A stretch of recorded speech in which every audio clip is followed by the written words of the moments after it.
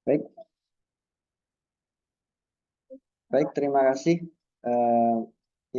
Baik, selamat pagi Pak Beni, selamat pagi kawan-kawan semua. Izinkan saya Adi Kurniawan, NIM 231135004 untuk memaparkan hasil tugas saya terkait refleksi PPA 1 dalam mata kuliah seminar pendidikan. Nah, dalam refleksi PPA 1 ini saya mempunyai pengalaman yang menarik pada saat saya mempelajari terkait TARL, Teaching at Real Level. Nah, dalam TARL ini menurut saya menarik karena memberikan pendekatan yang inovatif dan berfokus pada tingkat pemahaman siswa. Jadi berdasarkan tingkat pemahaman siswa, contohnya adalah siswa yang pemahamannya rendah dan siswa yang pemahamannya tinggi. Bukan berdasarkan tingkat atau strata pada sekolah tersebut. Contohnya bukan seperti kelas 1, kelas 2, kelas 3, kelas 4. Itu bukan. Nah, pentingnya mengajar pada tingkat yang sesuai dengan pemahaman siswa ini membuat saya menyadari bahwa setiap siswa memiliki tingkat keahlian yang berbeda-beda. Dengan menerapkan pendekatan TRL, saya belajar untuk lebih memahami kebutuhan individu siswa dan menyusun materi pelajaran yang sesuai dengan tingkat mereka. Nah, hal ini pernah saya lakukan di kelas 1. Nah, pada kelas 1 itu saya mencoba untuk mencari tahu gimana atau seberapa tingkat pemahaman siswa yang ada di kelas tersebut. Dengan cara apa? Dengan cara saya menggunakan asesmen diagnostik kognitif. Setelah saya mendata atau mempunyai hasil data dari jawaban siswa terkait diagnostik itu, saya berusaha untuk mengelompokkan siswa tersebut kepada golongannya masing-masing. Contohnya tingkat pemahaman siswa yang rendah dan tingkat pemahaman siswa yang tingginya. Saya harap pada saat itu dapat menemukan atau mengembangkan pemahaman siswa sesuai dengan tingkatannya dan materi dapat tersampaikan dengan baik. Nah, gitu. Selanjutnya,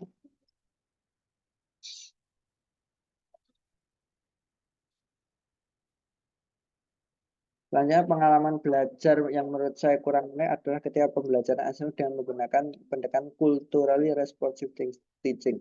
Menurut saya berguna karena beberapa guru perlu mengintegrasikan elemen-elemen budaya dalam pembelajaran supaya dapat membuat materi menjadi lebih relevan dan menumbuhkan minat peserta didik. Namun, hal tersebut menurut saya kurang karena saya merasa bingung dalam mengaplikasikan CRT di beberapa materi pembelajaran.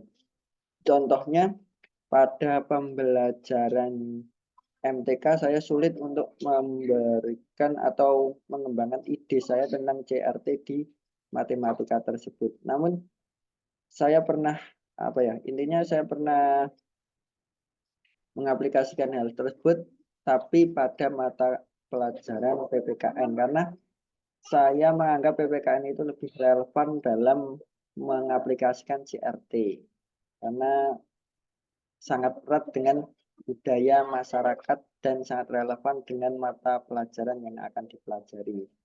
Contohnya yaitu pada saat itu keberagaman. Jadi saya mengaplikasikan CRT pada sebab keberagaman. Nah, berdasarkan pengalaman belajar yang telah saya jalani, pemahaman saya terkait pentingnya menentukan tujuan pembelajaran dan asesmen sebelum langkah-langkah pembelajaran semakin berkembang. Sebagai contoh, untuk menyelenggarakan kegiatan sesuai dengan kebutuhan serta kemampuan peserta didik, guru atau saya dapat mengadopsi pendekatan CRT atau Cultural Responsive Teaching. Pendekatan ini tidak hanya meningkatkan efektivitas pengajaran, tetapi juga menciptakan lingkungan pembelajaran yang memperhatikan dan merespon keberagaman budaya setiap peserta didik. Gitu. Jadi saya mencoba pada setiap pembelajaran yang saya ampu atau yang saya alami, saya akan menetapkan tujuan pembelajaran dan asesmen sebelum langkah-langkah pembelajaran yang lain berkembang. Dan pada saat ini saya berusaha untuk selalu menggunakan pendekatan CRT yang menurut saya itu sangat harus saya kembangkan karena memang pendekatan budaya itu sangat relevan bagi peserta didik. Dan guru juga bisa melihat keberagaman budaya yang ada pada peserta didiknya masing-masing. Gitu. Namun memang seperti itu CRT ini bagi saya memang untuk sulit diimplementasikan di beberapa mata pelajaran. Jadi saya harus tetap berkembang dan selalu mencari referensi agar CRT dapat saya gunakan di semua pembelajaran yang sesuai. Nah, mengapa? Hal tersebut terjadi karena CRT menahan perhatian pada keteladanan dan pemahaman budaya peserta didik. Nah, guru menyelesaikan materi belajar dengan kualitas budaya peserta didik. Nah, di sini pada poin ini yaitu saya akan menggunakan ketika PPL 1 saya mencoba menggunakan pendekatan CRT di kelas 3. Nah, hasilnya menunjukkan bahwa pendekatan ini dapat membantu peserta didik yang terlibat aktif dalam kegiatan pembelajaran.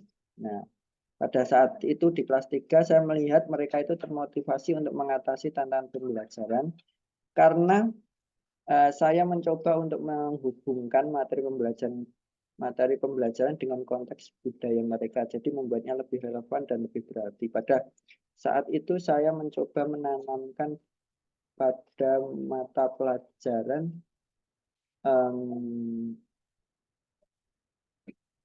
PPKN. Nah, pada PPKN saya menggunakan ice breaking dengan bahasa Jawa, yaitu menggunakan lagu bahasa Jawa pada saat itu Jublak-Jublak Juang, dan saya membuat kelompok dengan nama-nama makanan Jawa seperti kelompok tiwul, kelompok geduk, dan kelompok tape seperti itu.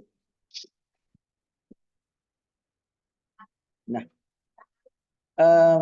hal yang menarik dan yang akan saya implementasikan ketika apabila besok saya akan mengajar yaitu adalah membiasakan diri menerapkan teaching at the right level dalam merancang pembelajaran dengan memulai dari penilaian kemampuan peserta didik, menyesuaikan materi pembelajaran sesuai dengan tingkat pemahaman mereka, dan memberikan dukungan tambahan jika diperlukan. Selanjutnya saya akan menekankan prinsip pembelajaran yang berpusat pada peserta didik. Hal ini penting kenapa? Karena memang pada teaching at the right level ini, guru harus bisa memahami tingkatan atau pemahaman setiap peserta didik yang mereka ambil. Jadi pembelajaran yang disampaikan guru akan tersampaikan dengan baik dan dengan mulus kepada peserta didik yang diajarkan. Namun yang perlu saya pahami lagi adalah ketika bagaimana